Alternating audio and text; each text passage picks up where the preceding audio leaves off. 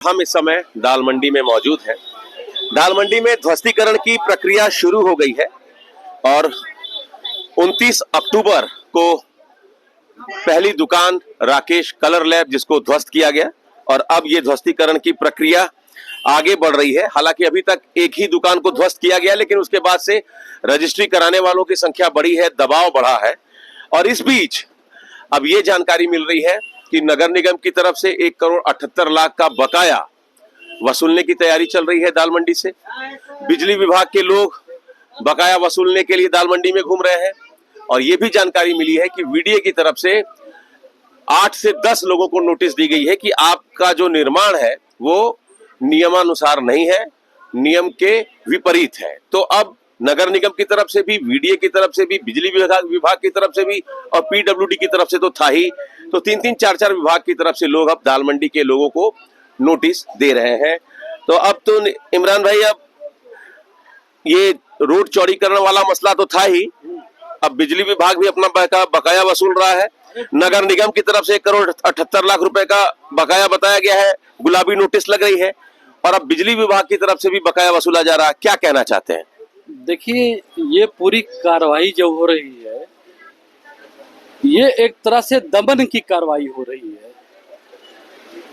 ये किस तरह की कार्रवाई है बताइए। एक तरफ आप बाजार को उजाड़ने की बात कर रहे हैं, 10,000 लोगों को उजाड़ने की बात कर रहे हैं, 200 परिवार, 200 मकान है और हर मकान में कम से कम 4-4 परिवार, यानी 1000 परिवार को आप बर्बाद करने की बात कर रहे हैं, लेकिन उसके पुनर्वास की बात नहीं कर रहे हैं, उसकी जमीन की खरीदारी की बात नहीं कर रहे हैं।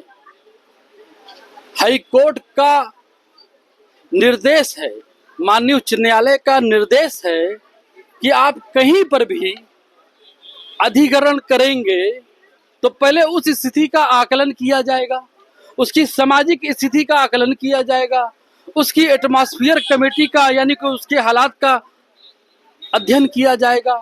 कहीं कुछ नहीं है, बस सिर्फ डराओ। ये किस तरह का देश में माहौल चल रहा है, ये बड़े अजीब है, बड़ा अजीब लगता है कि क्या हम एक लोकतांत्रिक देश में नहीं रहते हैं? क्या हमारे देश का लोकतांत्रिक ढांचा खत्म हो गया है, जहां पर हर काम पुलिस के डंडे से किया जाएगा? ये विभाग, बताइए, अगर आपको किसी से कुछ लेना है तो मोहब्बत से बात करना पड़ता है, मुलाकात करना पड़ता है, मीटिंग करना पड़ता है, बात करनी पड़ती है। लेकिन यहाँ पर तो बात नहीं हो रही है, यहाँ सिर्फ डराया जा रहा है। कभी पीडब्ल्यूडी को भेज के डराया जा रहा है, कभी वीडियो को भेज के डराया जा रहा है, कभी बिजली विभाग को भेज के डराया जा रहा है। हम आज भी, हमारा वही सवाल है कि दाल मंडी ही चौड़ीकरण क्यों? दाल मंडी ही चौड़ीकरण क्यों? सनातन धर्म का जो प्रस्ताव बना, तो वहां पर अपने भाइयों को, हमारे बहुसंख्यक भाइयों को शिफ्टिंग करने के लिए घोड़ा अस्पताल जो एक मल्टी सरकारी कॉम्प्लेक्स बन रहा है, वहां अपने दुकान अलॉट करने की स्कीम भी बना दी। और हमारे लिए कि हम दुकानदारों को मुआवजा भी नहीं देंगे। ये कैसा इंसाफ है? ये किस तरह का नियम और कायदा चल रहे हैं? यहाँ पर जितने भी लोग हैं या जितने भी मकान हैं, आधे से ज्यादा लोग मकान में माननीय उच्च न्यायालय द्वारा एक निर्देश, एक अंडरटेकिंग लाए हुए हैं, जिसको यहाँ के जिलाधिकारी महोदय ने अंडरटेकिंग स्वयं दिया है अपना एफिडेविट देकर। जिस भूमि अधिग्रहण 2013 की बात होती है, श्रीमान जी, मैं आपको बता देना चाहता हूं और सत्ता में बैठे हुए लोगों को भी बता देना चाहता हूं कि कम से कम भूमि अधिग्रहण 2013 का स्टडी कर लें। एक तरफ जब आपने कहा कि हम आपसी समझौते की बात करते हैं, अब बिना मर्जी के आप हमारी जमीन को या दुकान को नहीं ले सकते हैं। बड़े अफसोस की बात है, एक तरफ आप कहते हैं कि दुकानदार लैंड ओनर नहीं है, हम मानते हैं दुकानदार लैंड ओनर नहीं है, लेकिन वही मकान मालिक जब किराएदारी का कागज देता है तो आपका ही बिजली विभाग उसको बिजली का कनेक्शन देता है दुकानदार को, तो उसको आप क्या मानेंगे? रेडी अब पटरी वाले के लिए आप एक राष्ट्रीय राजनीति बनाते हैं लेकिन इन दुकानदारों के लिए आपके पास क्या स्कीम है? एडीएम सिटी का ये कहना है, प्रशासन का ये कहना है कि हम सबको कुछ ना कुछ देंगे, ऐसा नहीं है कि किसी को कुछ नहीं मिलेगा। जो किराएदार है उनके लिए भी उनके पास स्कीम है, तो ऐसा नहीं है कि मुआवजा तो वो देने के लिए तैयार है। कह रहे चौक थाने आइए, बातचीत करिए, कागज आपके पास पीला कागज भी है, उससे भी वो मुआवजा देने के लिए तैयार है। दुकानदारों के बारे में क्या कह रहे हैं? दुकानदारों के बारे में उनके ही लोग, आपने वो लोग बकायदा अनाउंस कर रहे हैं। हाँ। और हमको ये बता दीजिए कि भूमि अधिग्रहण का कैंप कार्यालय चौक थाने में लगाने का क्या तुक है? क्या भूमि अधिग्रहण का कैंप कार्यालय, हमारे देश में बहुत सारे अधिग्रहण हुए हैं, तो क्या उसका कैंप कार्यालय किसी थाने में लगा है क्या? ये माननीय उच्च न्यायालय का सीधे सीधे घोर उल्लंघन है। क्या नाम है आपका? मोहम्मद सुहेल। ये आप ही की दुकान है? जी। तो नोटिस तो इस भवन पर भी आया है, अब कहाँ जाएंगे? वही तो समझ में नहीं आ रहा है कहाँ जाएंगे। हम लोगों ने जब से जो है अपनी पढ़ाई इसीलिए पूरी नहीं किया कि चलो दुकान है भाई, दुकान देखा जाएगा, दुकान कोई करने वाला नहीं है। अब ये दुकान चली जाएगी, 3 भाई हम लोग हैं, फिर हम लोग क्या करेंगे, कहाँ जाएंगे, ये तो समझ में नहीं आ रहा है। और हमें लगता है कि आप थोड़ा सा बनारस शहर में और जगह जाके देखिए, बनारस की कंडीशन देखिए, आप जाएंगे तो आपको खुद ही समझ में आएगा आप कहाँ के रहने वाले हैं। बनारस रहते हैं ना, आप देखिए और एरिया की क्या कंडीशन है। हमको कल जाना था ट्रामा सेंटर, कार से गए, ट्रामा सेंटर हमको पहुंचना था, पहुंचने में हमको पूरा 1.25 घंटा लग गया हुकुलगंज से ट्रामा सेंटर पहुंचने में।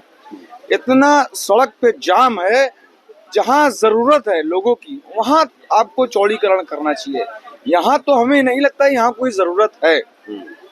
1% आपको लगता है क्या जरूरत है? तो ये तर्क यही दे रहे हैं ना कि सीधे वो नई सड़क से सीधे 4 नंबर गेट तक श्रद्धालुओं को पहुंचाने के लिए ये मार्ग बना रहे हैं।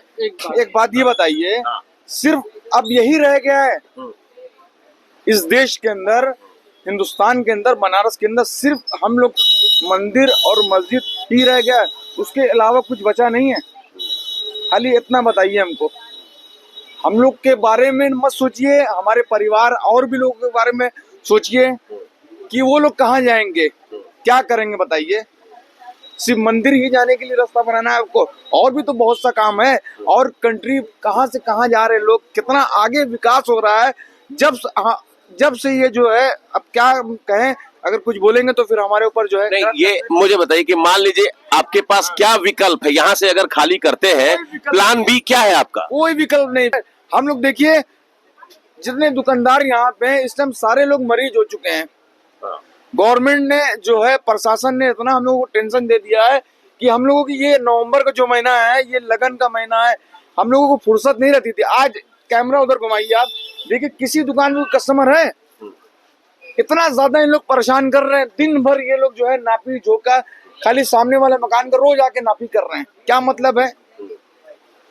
तो आप चौक थाने में जो कैंप कार्यालय खुला है, अधिकारियों से अपनी पीड़ा बताइए आपने कि हम 3 भाई हैं, बताइए हम कहाँ, हमारे लिए पुनर्वास के लिए क्या योजना है? एडीएम सिटी साहब आए थे मुसाफिर खाने में, तो उनसे बात हुई, तो उनसे हम लोगों ने कहा था कि आप जो है, जैसे यहाँ से आप उजाड़ लें, ठीक है, हम लोग तैयार हैं, उजाड़ दीजिए हमको, मगर कहीं शिफ्टिंग तो कीजिए हम लोगों की।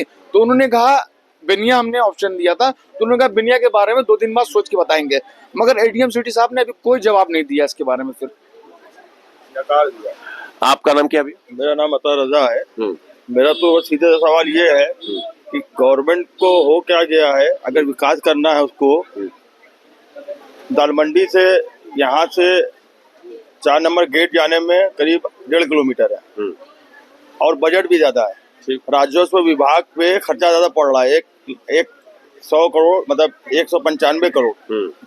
जो पहला प्रस्ताव आया था सनातन धर्म से, वहाँ पे आपका बजट जो है 25 करोड़ पड़ेगा, और वहाँ से आपका आधा किलोमीटर के रेंज में इधर से आप आएंगे, नई सड़क से आएंगे, थोड़ा आगे जाएंगे, सनातन धर्म की रोड से खुदे झोंके होते हुए आप 4 नंबर गेट पे निकल जाएंगे। उसमें राजस्व को भार भी कम पड़ रहा है और किलोमीटर भी कम पड़ रहा है। तो फिर ये गली को छोड़ के, रोड को छोड़ के आप गली की तरफ क्यों मुड़े हैं? क्या रीजन है? क्या रीजन? गवर्नमेंट हम पूछे इसका क्या रीजन है? ये क्या लोगों को परेशान करने के लिए किया जा रहा है? भाई गवर्नमेंट में आला अधिकारी हैं जो स्ट्रेटजी बनाते हैं, वो गवर्नमेंट का नुकसान चाहते हैं।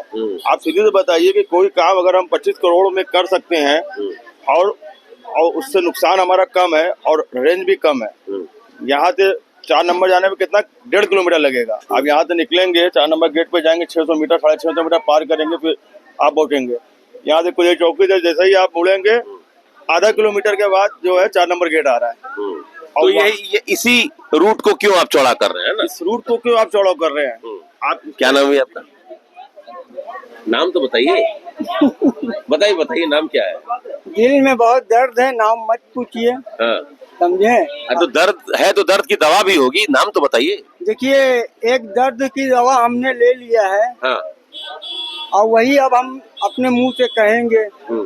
ये दुनिया, ये महफिल मेरे काम की नहीं। अपना सुनाऊं हाल, दिले बेकरार था। उठता हुआ चिराग हूँ अपने मजार का। अब हमारे पास कुछ नहीं बचा है, खाली ये पेंट करके लड़के बने हुए हैं। और डॉक्टर के पास गए तो कहा कि ज्यादा मत सोचिए। हाँ। हम कहा डॉक्टर साहब हम दवा भी नहीं खाएंगे, कहीं हाँ। क्या कर सकते हैं?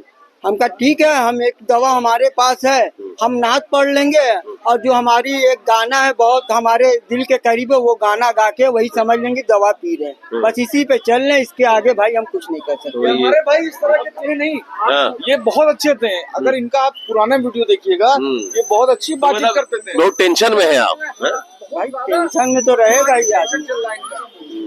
कहने से हम क्या कर रहे हैं भाई, क्या कहें, क्या शब्द कहें? तो ये बताइए, अब तो नगर निगम भी, वीडीए भी, बिजली विभाग भी, सारे लोग अब आ गए हैं। पहली बात, हाँ। बड़ी सीधी मैं आपको बता दूं कि ये सारे विभाग जो आ रहे हैं, ये माननीय उच्चतम न्यायालय के दिशा निर्देश का खुलेआम उल्लंघन कर रहे हैं। ये कंटेम्प्ट ऑफ कोर्ट के दायरे में आते हैं और इन लोगों के खिलाफ कंटेम्प्ट की कार्रवाई की जाएगी। ठीक। भाई साहब, आप कुछ कहना चाहेंगे? मैं अभी आऊंगा आपके पास। लगातार अब तो चौतरफा विभाग की तरफ से नोटिस आ रहा है, वीडीए भी है, पीडब्ल्यूडी तो पहले से ही था, बिजली विभाग भी है, नगर निगम भी है, तो क्या कहना चाहेंगे?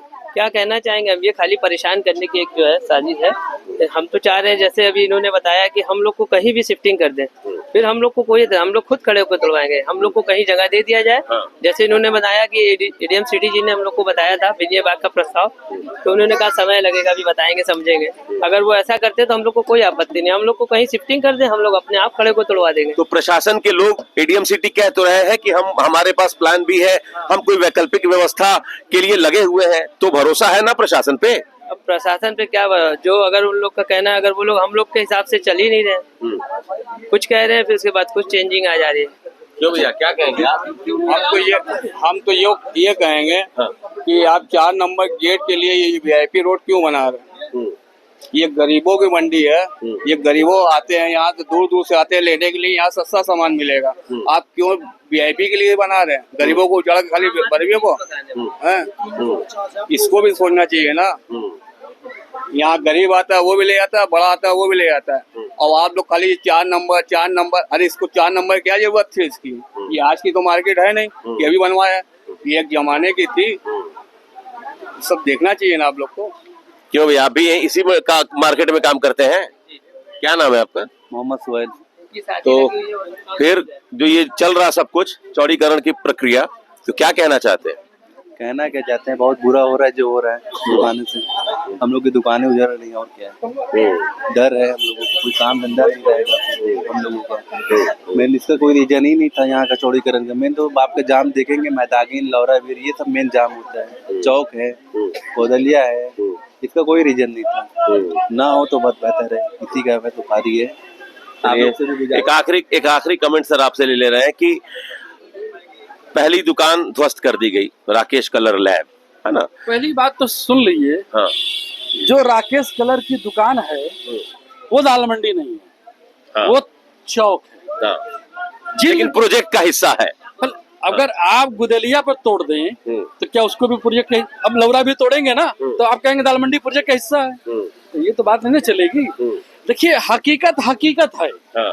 वो चौक है तो चौक है, ये मीडिया को बताना पड़ेगा कि जो दुकान हमने तोड़ी है, पहली बात तो ये क्लियर हो कि राजा साहब ने रजिस्ट्री की, वो तो ट्रस्ट बना हुआ था। ये कौन बताएगा? वो सार्वजनिक करें कि राजा साहब ने रजिस्ट्री की कि नहीं की। अगर किसी ट्रस्ट को बनाया तो ट्रस्ट की जमीन बिका नहीं करती, और पहली बार दूसरा कोई मकान तो था नहीं। आपने एक गरीब फोटो स्टेट वाले की दुकान को, उसकी विधवा को आपने बाजार का मूल्य, अधिग्रहण का नियम है कि बाजार का अधिकतम मूल्य देने का प्रावधान है। मकान मालिक ही नहीं, दुकानदार को भी, और दुकानदार ही नहीं, इस मकान के नीचे अगर रेवड़ी पर कोई लगा रहा है तो उसको भी हक है। भूमि अधिग्रहण की अधिनियम धारा 46। हमारा इस देश के प्रधानमंत्री जी से निवेदन है, उत्तर प्रदेश के मुख्यमंत्री जी से निवेदन है, और माननीय हाई कोर्ट के चीफ जस्टिस साहब से भी निवेदन है, और सुप्रीम कोर्ट के चीफ जस्टिस साहब से भी निवेदन है कि इस मामले की न्यायिक जांच कराई जाए। क्या ये प्रोग्राम जो चौड़ीकरण का किया जा रहा है ये संवैधानिक है, सार्वजनिक है? संविधान के दायरे के अनुसार अगर नहीं है तो इसको निरस्त किया जाए, क्योंकि ये एक बाजार है, और इस बाजार को अगर आप, ये 1000 फैक्ट्री है, 1000 फैक्ट्री, एक फैक्ट्री 1500 लोगों को रखती है। यहाँ पर कम से कम 8 से 10 लाख लोगों का रोजगार चल रहा है। चलिए, तो चौड़ीकरण की प्रक्रिया में जो लोग प्रभावित होंगे उनके लिए प्रशासन के पास क्या प्लान है? उनके पुनर्वास को लेकर प्रशासन क्या सोच रहा है? दाल मंडी के लोग ये पूछ रहे हैं कि जो भवन मालिक है, जो मकान मालिक है, उनको तो आप दे देंगे मुआवजा, लेकिन जो किराएदार है उनको लेकर आपके पास क्या योजना है? उनको आप क्या देंगे? तो ये भूमि अधिग्रहण कानून, भूमि अधिग्रहण को लेकर भी सवाल खड़े कर रहे हैं लोग। तो ये तमाम ऐसे सवाल है जो दाल मंडी के लोग पूछ रहे हैं, और इसी बीच नगर निगम भी, बिजली विभाग भी, वीडीए भी पीडब्ल्यूडी के साथ अब दाल मंडी में बकायेदारों को नोटिस भेज रहा है। न्यायालय अमित का सिंह, ये उल्लंघन टीवी है 9 माननीय वाराणसी।